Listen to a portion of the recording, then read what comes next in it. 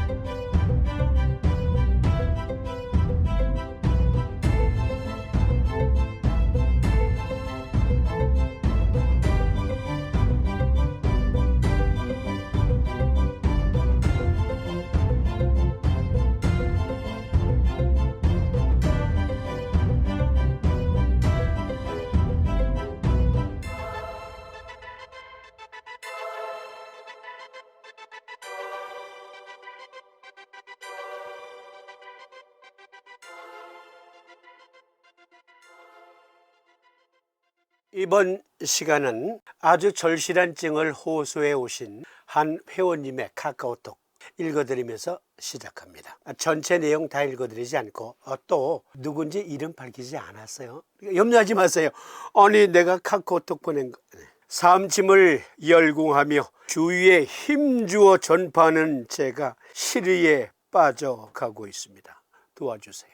브라브라브라브라브라 증을 호소해 오셨는데 끝에 이러한 내용이 있어요. 삶침을 쓰면 낫는다는데 제 처방이 잘못됐는지 도대체 죽을 맛이네요. 알맞는 처방 잘 부탁드립니다. 무슨 증이냐면요, 냉방병이라는 진단을 받았대요. 그런데 사실 냉방병이라는 거 이건 병축에도 안 드는 거예요. 쉬운 거예요. 약 안 써도 며칠이면 저절로 없어지는 병입니다. 그런데 아주 고질적인 증상을 갖고 계셔요. 어떠한 증상인지 차근차근 함께 토론해 보기로 하고, 어떤 사람이 아파요. 그래서 전문의이든지 아니면 삶침 왕초보이든지 간에 도와주고 싶어요. 혹은 삶침 왕초보는 자기 자신의 어떠한 난치성 질환을 스스로 자가치료해 보고자 삶침을 공부 중이에요. 그런데요, 알미 없으면, 알미 부족하면 스페셜리스트이든지 삶침 왕초보이든지 대체의학자이든지 치료에 무조건 실패합니다. 무조건. 나올레지. 알미 있어야 합니다. 호소해 오신 분은 발열, 오한, 근육통, 관절통 병의원에 가보니 냉방병이라고 하더군요. 냉방병이라고 했대요. 그런데 이분과 통화를 해보면서 아쉽게 느꼈던 것은 이분은 냉방병에 대한 알미 전혀 없었어요. 보고 계시죠? 의사가 냉방병이에요 했으면 네이버 백과사전, 다음 백과사전, 구글 등등을 통해서 냉방병이란 무엇인가, 아니 그 정도도 자기 자신을 위해서 검색해 볼 성의가 없으면 되겠습니까?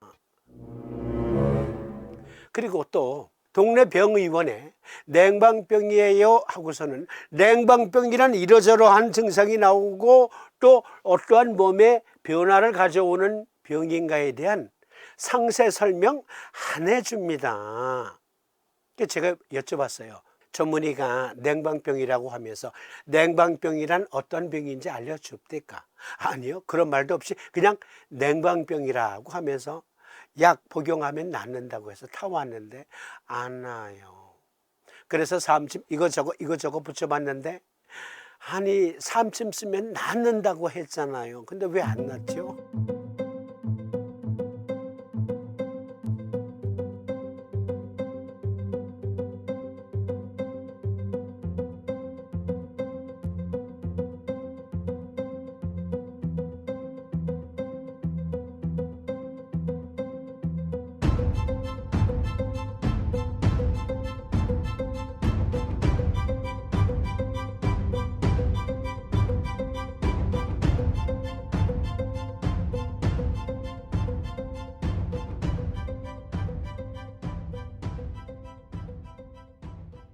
이 시간은 단순히 냉방병 토론하는 게 아니라 병태 생리학적 우리 몸의 어떤 구조 그리고 변화 등을 함께 토론하는 거예요. 냉방병이란 무엇인가부터 보십시다.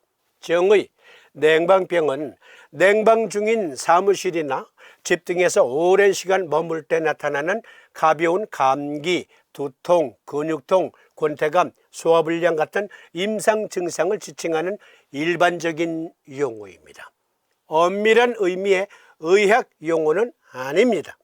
원인, 냉방병은 신체 기능이 여름 온도에 적응된 상태에서 지나치게 차가운 한냉 환경이 오랫동안 지속될 때 우리 몸이 기온 차이에 제대로 적응하지 못하여 발생합니다. 실내외 온도차가 5도에서 8도씨 이상 되는 환경에 오래 노출되면 말초혈관의 급속한 수축을 동반한 혈액순환의 이상 및 자율신경계 기능의 변화 등이 발생하여 냉방병 증상이 나타납니다. 특히 고혈압, 당뇨병, 심폐기능 이상, 관절염 등 만성질환이 있는 사람들이 냉방병에 취약합니다. 냉방병이란 무엇인가? 아니, 이 정도는 알아야 냉방병으로 고생하는 사람을 도와주죠. 증상, 뇌의 혈류량이 감소하여 어지럽고 졸릴 수 있으며 두통이 발생할 수 있습니다. 장 운동이 변화하여 소화불량, 복통, 설사 등 다양한 위장관 증상이 나타날 수 있습니다. 또 근육 수축이 불균형하여 근육통이 생길 수 있습니다. 여성의 경우에는 호르몬 이상 때문에 생리가 불규칙해지기도 합니다. 이 밖에 혈류의 변화로 인해 얼굴과 손, 발 등의 냉감을 느끼고 얼굴이 화끈거리고 가슴이 두근두근거리기도 합니다. 체내에서 열을 보충하기 위해 계속 열을 생산하기 때문에 쉽게 피로를 느낍니다. 일부 환자는 잘 낫지 않는 감기 증상을 호소합니다. 진단, 여름철에 장기간 냉방에 노출된 후 앞서 기술한 여러 가지 증상이 발생하면 냉방병으로 진단할 수 있습니다. 하지만 증상이 심하거나 오래 지속될 경우에는 유사한 증상을 보이는 레지오넬라증을 감별하기 위해 전문의에게 진료를 받는 것이 좋습니다. 레지오넬라증은 에어컨 냉각수에서 레지오넬라균이 번식하여 에어컨 공기를 통해 퍼져 발생하는 질환입니다. 이것은 특히 면역 기능이 약화된 사람에게 잘 나타납니다. 참고 레지오넬라균에 의한 열, 그것을 다른 말로 폰티악 열이라기도 하는데 폰티악 열로 알려진 경미한 형태의 레지오넬라 질병은 발열, 오한, 두통 및 근육통을 유발할 수 있습니다. 그러니까 만약에 이 냉방병이 잘 낫지 않는 경우에는 혹시 우리 집 에어컨이 필터 청소도 제대로 안 돼 있고 그리고 습한 환경에 계속 노출되어 있었어. 그래서 온갖 잡균이 서식하고 있었는데 만약에 레지오넬라균이 서식하고 있었다면 그러면 보다 증상이 심해질 수 있어요. 그래서 잘 모르겠거든 서의 진단 받는 거예요. 치료, 냉방병의 증상은 대부분 레지오넬라균이 아닌 경우 냉방 환경을 개선하면 호전됩니다. 그러나 이러한 증상으로 인해 일상생활이 불편하다면 각각의 증상을 완화할 수 있는 약물 치료를 시행하는 것이 좋습니다. 고열, 기침, 근육통 등의 증상이 심한 경우에는 다른 질환과의 감별을 위해 반드시 전문의에게 진료를 받아야 합니다. 호소해 오신 분은 한밤중에 고열로 응급실에 달려간 적도 있어요. 그러면서 사시나무 떨듯 떨었어요. 이것은 단순한 냉방병이 아니에요. 다시 읽어드릴까요?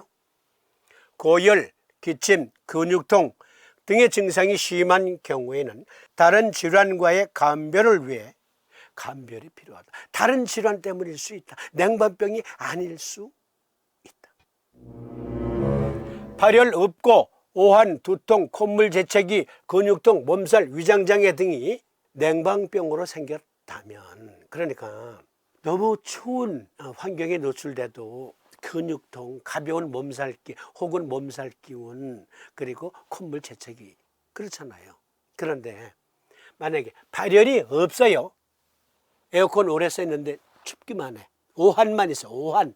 그러면서 두통, 콧물 재채기, 근육통, 몸살, 위장장애. 네. 환경 바뀌어서 생활하면 약 안 써도, 사암침 안 붙여도 면역 상태가 정상인 사람은 저절로 낫습니다. 저절로 낫는다니까. 그런데 증상이 좀 심해. 그런 경우에는 삼초 정격, 위정격, 대장승격 등등에서 골랐으면 낫습니다. 삼초 정격은 임읍 중주의 N극, 통곡 액문의 S극, 위정격은 양곡 해계의 N극, 임읍 함곡의 S극, 대장승격은 양곡 양계혈에는 N극, 통곡 이간혈에는 S극 붙입니다. 그런데 아니 이거 다 써봤어요. 네, 호소하신 분 이거 다 써보신 거예요. 이것만 써봤겠어? 신정격, 심정격도 써보고. 그런데요, 말씀드렸잖아요. 이것을 쓸 근거, 조건은 일단 발열 없는 오한이에요. 냉기에 오랜 시간 노출되면서 몸이 저체온 상태에 빠졌다. 그러면 콧물 재채기, 냉재채기 할 수 있잖아요. 그럴 때 셋 중에 골라 쓰는 거예요. 다 써봤어요. 그래도 안 나요. 그게 아니고 발열이 없고 오직 오한만 있다. 그러면서 콧물 재채기다. 그리고 근육통이다. 그러면 삼초 정격, 위정격, 그리고 대장승격에서 골라 쓰는 거예요. 오한 발열이 있었잖아요. 오한 발열과 오한이란 무엇인가에 대한 개념 정리가 필요합니다. 이 개념 정리라는 알미 없으면, 부족하면 어떻게 사암침으로 남을 치료해 줍니까? 어떻게 사암침으로 자기 자신을 치료합니까? 어떻게 내 가족의 병증을 치료하겠습니까? 모르는데, 누가 길을 물어보는데 내가 상대가 묻는 그 길을 몰라요. 어떻게 그 사람에게 어디 가면 있어요 라고 말할 수 있겠어요? 어떻게 도와줄 수 있겠어요? 병증 진단을 위해서라도 오한 발열, 그리고 오한에 대한 암 함께 공유해 보는 시간, 여러분들의 집중을 위해서 이것은 이어지는 시간에